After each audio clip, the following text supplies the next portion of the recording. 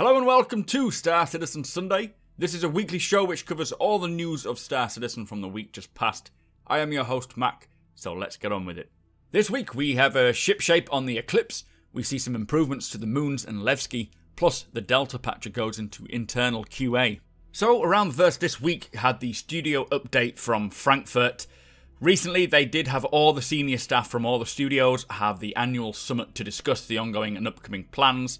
In terms of AI, they have worked on human combat, improving all the work done in the last few months into something that represents the final quality. Initially, it's all focusing on the shooting functionality.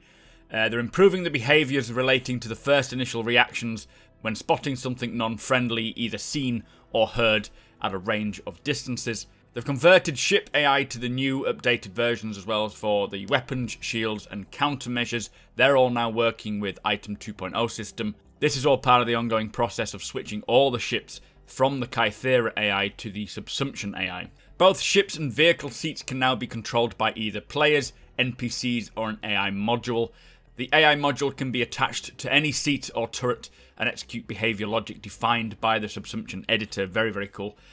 Think of it as a custom software to take control of the same items available to players, so either autopilot, turret controls, very much needed for the multi-crew ships. The systems guys are pushing forward on the air traffic control system. They're adding conversations. This is a smart system to allocate landing pads for both pilots wanting to take off or to land. They've updated all the doors to version 2.0, making them modular and a lot easier to implement. Each door now has switchable loadouts and the ability to connect to rooms so air can travel between them, all part of the room atmosphere system. Plus the new systems like breaching and hacking will all help with this new version. They're reworking airlocks as well to work better with the rooms and atmosphere system. The prototyping work on dynamic advertising as well. This is pretty cool. They'll fill out panels and screens throughout stations that you are visiting, and the content will be reflecting the interests of the player entering its proximity, which is very, very clever. A lot like what we see when you go onto websites. They have advertisements for things you've recently looked for, I guess. It'll also be used for showing large-scale broadcasts or warnings throughout the universe based on what's happening in the game at that moment. This can be either globally or locally, so it can be sort of news that's happening around the place, like this Vandal attack that we saw. Very awesome. I cannot wait to experience something like that.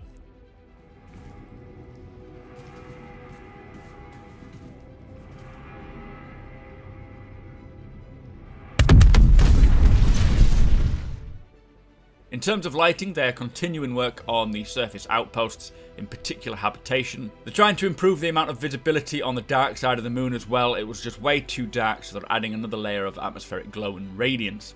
So in terms of engine, they are implementing the new I/O scheduler. This improves textures, streaming performance, sounds, etc. Everything which will be being streamed in or culled depending on what is being used where. Now the new patcher, this Delta Patcher, has moved into internal phase of QA testing. This is the patcher that only downloads what is changed, so you're not having to do a huge download every time you want to update the game. This must mean that the new patcher is very, very close. If it's in internal QA, then after that it will hopefully go to the Evocati. They've also revived the internal memory tool to help find and fix memory leaks on the servers. For atmospheric improvements, the dark sides of the moons and planets now exhibit more detail due to the scattered moonlight and visible sky gradient in the distance when close to a terrain surface. It should give you a bit more ability to see. They're also looking into further improvements for stronger ground-based haze to further increase visual cues. For environments, they're working on the Levski interior. The last layout changes are coming in and the set dressing pass is close to completion. The area around Levski Landing Zone is also being populated with slightly larger mining structures. With the exterior of the Levski growing, they are doing an optimization pass to make each asset as efficient as possible so it runs a lot smoother. The Delamar terrain is also being polished too. They're setting up asset scattering presets for ecosystems to populate the asteroids with defined objects. Planet Tech has got a few new features as well. They've increased the overall materials, which will make the surfaces a lot more unique to one another. Plus, moons are all getting a performance boost. So in the tech art team, they are prototyping the Vandal weapons. They're also doing physical simulation R&D for weapons, plus some bug fixing. Visual effects are working on the particles for planet effects. They've come up with some animated decals which can now project certain animated textures on objects which will follow the contours of those objects rather than having them on a flat plane. In QA, They're testing the new stamina system. It's in its initial testing pass now. They're also testing many multiplayer issues on the Stanton system, including moon collision testing, which looks very cool. FPS, they're focused on the R&D for weapon skins. We saw some camo patterns, some decals, and also material variations. Ship weapons, they're working on the Preacher Armaments Distortion Scattergun, size 1 to 3. They've started on the Apocalypse Arms Ballistic Scattergun, size 1 to 3 as well. In cinematics, they're working on the previous pipeline to get most of the cinematics into the game regardless of its current state. This will help see the visual playthrough and pacing of the full playthrough for Squadron 42. They're working with the facial and audio team to get a full representation of performances working in engine as well, and also spent some time getting a small motion capture system set up, primarily used to capture the background characters in scenes. And I also did a little video based on what we saw here with this martial arts, talking about hand-to-hand combat in Star Citizen. That should be coming up this next week sometime. In programming, they've done a pass on improving door and airlock functionality. They've integrated it with Item System 2.0. They've added features to weapons, including muzzle flash effects and venting effects. They've started work on implementing weapons based on Item 2.0. This will allow them to create a wider variety of weapons much quicker. It's still in the research phase, but they're implementing it within the next few weeks, as it's going very well. Anyway, after this they had an Eclipse ship shape. Now, the Eclipse, they wanted to make a stealth bomber, and it needs to echo the B-2. They've not strayed too far from what you would expect. When you see the Eclipse coming, you'll immediately know what it is. And with stealth, the cross-section of the Eclipse is very minimal, so the radar will find it very difficult to detect, a bit like what the Saber's like. And they did some tests with the Hornet Ghost by turning off all its systems, which then cross-section is the only way you can detect it, but you need to be close enough, and at specific angles you would probably not be able to see it at all. They've created a new torpedo firing system for it as well. It fires, then rotates, then fires and rotates. Very, very cool. We saw this in action. In atmosphere, the wings fold out for better gliding capabilities, plus all around the hull, flaps will pop out to assist. In space, it all folds back in, making the profile smaller. The landing state, the wings fold up as we have seen in the concept images here. And when you take this ship, it's going to be out for a reason, not for like you would with the Hornet, where you go off and then maybe get into a dogfight. It needs to be for a specific reason, but they did say it can kill a constellation if the constellation is on its own. So if you own a constellation and you see one of these approaching, get out of there quick. Anyway, that's on sale till June the 2nd, and that was around the verse. Let's move on. So with the release of the latest concept ship, being the Eclipse, they had a Q&A for it. First question is, what does stealth mean in the Star Citizen world? And the answer was that it revolves around being hard to detect via in-game systems, primarily scanners and radars. Both the Saber and the Eclipse are built around the concept of stealth, whereas the Hornet Ghost was retrofitted to this mechanic. The Saber and the Eclipse's hull have been designed to reduce their visibility on the radar, and to be honest, if you've ever tried to fight a Saber on the side, it's fucking difficult. Anyway, the item and component class currently are military, civilian, industrial, stealth, and competition. Stealth items provide the lowest emissions, so IR and EM, at the expense of raw output and durability. The Eclipse comes with stealth class items as default, whereas the Saber has some military and some stealth, and the Ghost, or the Hornet Ghost, has some civilian and some stealth. There will be more on classes in the future anyway. The next question says that the Eclipse will bring unique stealth components. Will older ships be updated to include these, or are they only specific to the Eclipse? And they say that it's rare that an item will be hull locked, and currently nothing is tied to a specific ship, so they will be able to be used in most ships. Third question is, wouldn't a size 9 torpedo on a fighter be classed as game breaking? The Retaliator has size 9s and the Idris has size 10s. And the trade-off is that it cannot carry much else, so it's neither tough nor agile. It's designed as a specialised bomber, not as a fighter. The larger torpedoes take longer to lock onto smaller ships, so an Eclipse would struggle in a dogfight. Question after that is, the Eclipse is very expensive for the flight price of $330. Why? And they say it punches above its weight class and is capable of destroying larger ships and causing serious damage to capital ships, along with the specialised loadout for stealth. All ships are priced below its component value in the in-game economy, so the prices now reflect a more realistic value, which is probably why the prices have all increased. Next question is, are there any ideas for a civilian variant to carry cargo stealthily, which is a very cool idea. And they say there's no civilian variants planned, but it is a fun idea.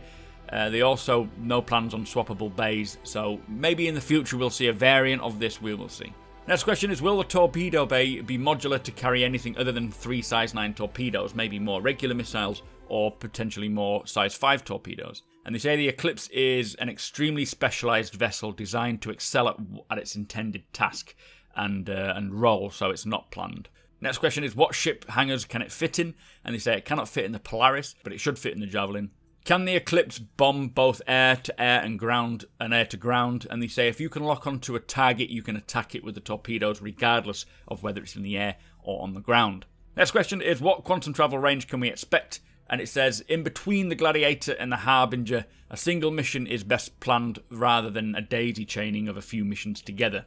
So, question after that is, can the Terrapin pick up the trail of an approaching Eclipse in time to warn a nearby fleet? And they said that it's possible, but it won't be easy for either ship. So Terrapins are strong at detecting signatures, and the Eclipse is very good at masking signatures. If the Terrapin operator was on their toes, they should be able to detect it provided they are in the right place.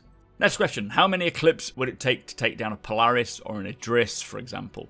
And they say it's all speculative at the moment, but a pair of Eclipse going unnoticed, attacking an Aegis with its shields down and defensive turrets disabled can cripple an Aegis if they hit it in the right areas. It would be foolish to attack such a large target with such a small force, but sub-capital ships are more vulnerable, and capital ships would require maybe a first strike from an Eclipse, followed by a sustained fire from a heavy assault, with Retaliators, Gladiators and Harbingers, so quite a lot there. Next question, are the 2 size 2 ballistic weapons going to hurt anything? And they say it's more of a deterrent or a tool to finish off a crippled ship. The Eclipse is not supposed to be hanging around dogfighting. Next question is, will purchasing the ship in-game be restricted by reputation? And they say it's being sold in law to select groups outside of the UEE military. There will be limitations in-game like reputation. It does seem unlikely that the UEE would sell bombers to pirates or other criminals. So last question is, how does the Eclipse place amongst other bombers in terms of range, speed, maneuverability, armament, survivability and role flexibility, and jump capability? And they say that the range is as follows. So the Polaris will go furthest, then the Retaliator, then the Harbinger, then the Eclipse, and then the Gladiator. The first 3 have support for long duration trips, which is why. In terms of maximum speed, the fastest first is the Eclipse, then the Gladiator, the Harbinger, the Retaliator, and then the Polaris. Maneuverability will be the Eclipse's Achilles heel, as it's bottom of the bomber's list. So basically, if you are using the Eclipse for its intended purpose, it will excel above any others. Deviating from this, not so well. The list of all the bombers and their actual intended roles. The Gladiator is a short-range bomber able to absorb and dish out damage. The Eclipse is a mid-range stealth bomber able to sneak behind enemy lines and deliver heavy damage, but should avoid damage itself. The Harbinger, the Vanguard Harbinger, is a mid to long-range endurance bomber. It can take more pounding and survive deeper into space, but without the stealth capabilities. And the Retaliator is a dedicated long-range bomber which can carry most ordnance, most men, and most weaponry to defend itself. It can sustain crew much deeper into the verse, and it's ideal for striking targets a long way away. Anyway, that was some really cool questions and answers there. Looking forward to some of the combat this will bring in the verse. Let me know your thoughts, guys. Do you own one? Do you want one? What are you going to use it for? Let's move on. So, also this week, Citizens of the Stars featured community streamer Captain Richard and CIG writer Adam Weiser. Clean Shot this week was titled The Baker Backup, discussing the slowdown of traffic in the Baker system. And finally, in Bug Smashers, Mark Bent smashed a bug regarding the Devastator shotgun's recoil. Don't forget that courtesy of my patrons, we are giving away a Star Citizen starter package throughout the month of May. Commenting on any video I produce in May will stand you a chance, and you must be an active subscriber as well. At the end of the month, I will draw a winner and then start the next giveaway. So that brings us to the end of the show. Thank you for watching, and thank you to our subscribers, plus a massive thank you to our patrons as you make this possible. If you like what we do and want to help us make it better, follow the link in the description to our Patreon page to learn more.